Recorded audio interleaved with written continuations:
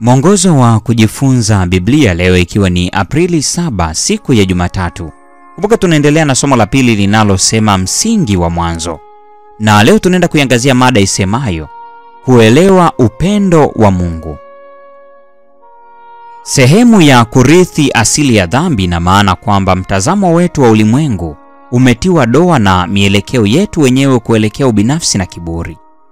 Tunauona ulimwengu kwa mtazamo wetu wenye ukomo, badala ya mtazamo wa Mungu wenye kujua yote kwa hakika.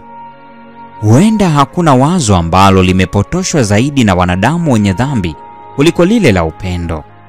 Utamaduni maarufu huelekea kukuza uelewa wa upendo wenye mtazamo wa kujitosheleza nafsi badala ya wengine. Mtazamo huu wa ubinafsi juu ya mada hii unafanya iwe vigumu kwetu kuelewa jinsi Mungu anavyoichukulia mada hii. Kuelewa asili ya upendo ni ufunguo muhimu wa kuelewa unabii wa Biblia. Moja ya mada kuu katika pambano kuu ni kuwepo kwa kutokuelewana kwa kiasi kikubwa kuhusu tabia ya Mungu. Ellen G. White hata hivyo anahitimisha muhtasari wake wa pambano kuu kwa kuandika, ulimwengu wote uko safi, mdundo wa upatanifu na furaha unapiga katika uumbaji wake wote. Kutoka kwake yeye aliyewaumba wote unatiririka uzima na nuru na furaha kote katika nafasi isiyokuwa na ukomo. Kutoka kwa atomu ndogo hadi ulimwengu mkubwa sana, vitu vyote vyenye uhai na visivyo na uhai katika uzuri wake na furaha kamilifu, visivyokuwa na kivuli, vinakiri kuwa Mungu ni pendo. Pambano kuu, ukurasa wa 558. Soma Mwanzo 22 aya ya kwanza hadi 13. Kutajwa kwa mara ya kwanza kwa upendo katika Biblia ni katika Mwanzo 22 aya ya pili.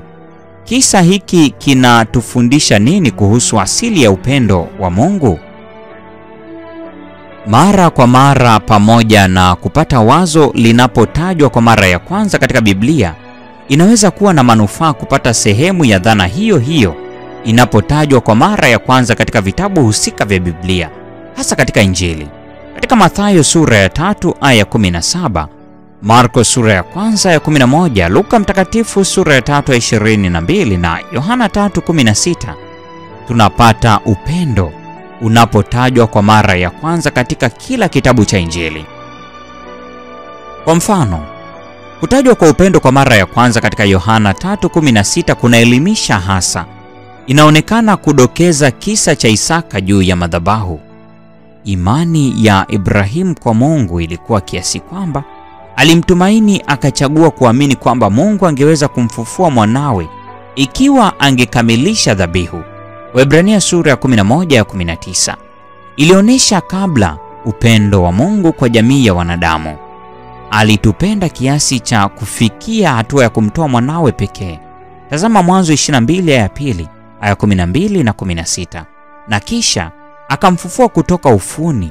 Hivyo tunapewa ufunuo wa aina ya upendo wa kujitoa kafara Mungu alio nao kwetu. Tunaanzaje hata kuanza kudhihirisha kwa wengine aina ya upendo wa kujitoa kafara ambao Mungu anao kwetu? Kwa nini kwa wengi wetu aina hii ya upendo si wa msingi kwetu hasa? Mungu atubariki sote.